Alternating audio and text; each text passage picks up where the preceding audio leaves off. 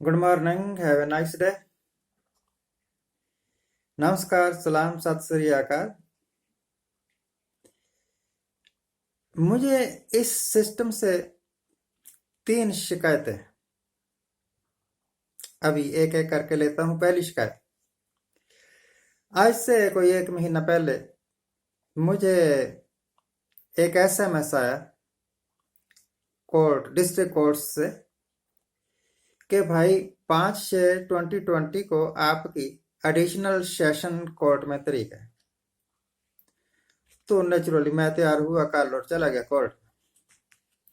जब मैं कोर्ट से लगभग 1 किलोमीटर दूर था तब मेरे एक पुराने वकील साहब मुझे मिल गए। हर विलास, कहाँ जा रहे हैं? मैंने कहा कोर्ट जा रहा हूँ, आज मेरी तारीख है। कहता नहीं, आज कोई तारीख नहीं है। मैंने कहा देखो, दिस इज मैसेज, SMS आया मुझे। वो कहने लगा कि कोर्ट बंद है, आप वापस चले जाइए। मैंने कहा कि अगर कोई नुकसान हो गया, मेरी गैर हाजिरी लग जाएगी तो? कहता आई एम रिस्पॉन्सिबल। कोर्ट ही बंद है, क्यों आप टाइम भी वेस्ट कर रहे हो? और पैदल चले हुए, पैदल चला हुआ था कल, मेरे पास कोई व्हीकल नहीं था। और आपको तो पता ही है, बसेस वगैरह बंद है। मैं बिलीविंग दैट पर्सन हर विलास, मैं वापस आ गया। शाम को एक फिर मैसेज आया मुझे कि आपकी 20 जुलाई 2020 को एडिशनल सेशन कोर्ट में तारीख है। जब कोर्ट ही बंद है तो ये मैसेज क्यों? मेरा सवाल यह है, मेरी शिकायत यह है कि जिस सिस्टम ने मुझे इन्फॉर्म किया कि 5/6/2020 को आपकी तारीख है और तारीख थी नहीं, कोर्ट बंद थे, उसी सिस्टम ने मुझे यह इन्फॉर्म क्यों नहीं किया कि आपकी तारीख आगे शिफ्ट पोस्टपोन हो गई है, आप कोर्ट मत आइए। यह सिस्टम की ड्रॉबैक है या यह सिस्टम की लापरवाही है? चाहे यह ड्रॉबैक है चाहे लापरवाही है, उसके कारण सफर तो मैं किया ना। Who is responsible for my suffering? ये तो पहली शिकायत। एक बार मैं इनकम का सर्टिफिकेट बनवाने के लिए गया था। मैं का मतलब मैं भी हो सकता हूँ, कोई दूसरा तीसरा भी हो सकता है, आप भी हो सकते हैं। तहसीलदार साहब बनाते हैं जो इनकम का certificate as a magistrate, magistrate की पावर से। तो उन्होंने हमें बताया कि कम से कम जो लो इनकम का सर्टिफिकेट बनेगा ना आपका, वो 40,000 एनुअल इनकम दिखाऊंगा मैं। तो बन गया। जब वो सर्टिफिकेट जहां जरूरत थी वहां सबमिट किया गया कि तो जवाब मिला कि आप इस स्कीम के अंडर नहीं आते, क्योंकि अगर आपकी इनकम 35,000 हो तभी ही आप इस स्कीम में आ सकते हैं, 40,000 से नहीं आ सकते। वेरी गुड, हम संतुष्ट हो गए। अब सवाल सिस्टम से, सवाल आपसे। आमतौर पर एक मजदूर की मजदूरी हमारे इलाके में और पंजाब में, हरियाणा में भी 300 से लेकर 500 रुपया है। 300 रुपये से कम में कोई भी भैया आपके पास काम करने नहीं आएगा, चाहे वो लोकल बंदा हो चाहे वो यूपी बिहार का भैया। ये मिनिमम है, पर आमतौर पर 350 या 400 रुपये लेते हैं। अब मनरेगा में लगभग 200 रुपये मिलते हैं मजदूर। मैं एक फिगर लेता हूं, आपके साथ साझी करता हूं। मान लो कि एक मजदूर की मजदूरी ना 400 है, ना 300 है, ना 200 है, सिर्फ 150 रुपये, 150 भी कम ले, 150 से भी कम लेते हैं। लेट सपोज के 140 रुपये है। तो भैया एक महीने में उसको कितने आ जाएंगे? 5,200 रुपये। और 12 महीने में कितने आ जाएंगे? 62,400। अब मैं इसको और घटा देता हूं। अगर एक मजदूर की मजदूरी 133 रुपये रखी जाए, तब भी एनुअली वह मजदूर 48,000 रुपये कमाएगा। अब सरकार की कौन सी फिगर है जो ये साबित करे कि मिनिमम एक आदमी 35,000 कमाता है और वो लो इनकम ग्रुप में आता है। ये मेरा दूसरा सवाल है, शिकायत है सिस्टम से।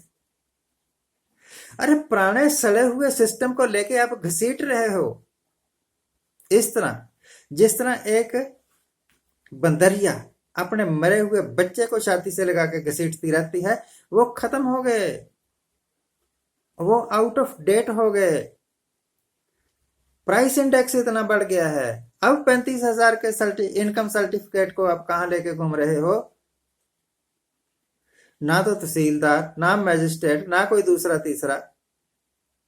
35,000 पर ईयर में गुजारा करके दिखाओ आप। ये दूसरा सवाल। 2 शिकायतें हो गई, तीसरी शिकायत मैं अभी आपके साथ साझा करता हूं।